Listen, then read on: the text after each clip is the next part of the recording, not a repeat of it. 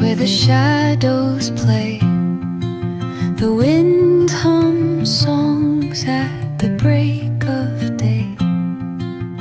Whispering pines, secrets untold, carrying tales only the forest holds.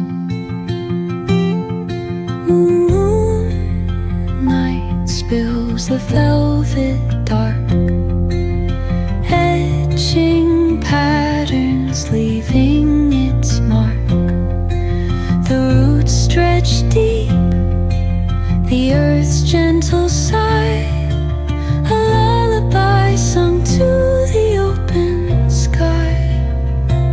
Oh, whispering pines, sing me your tune, caught in the rhythm of the stars and the moon.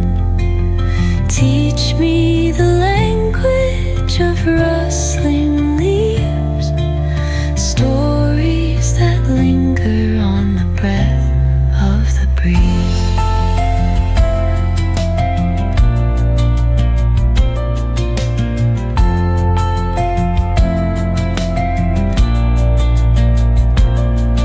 The dawn paints gold on the mountain's crown, while rivers whisper truths as they flow down.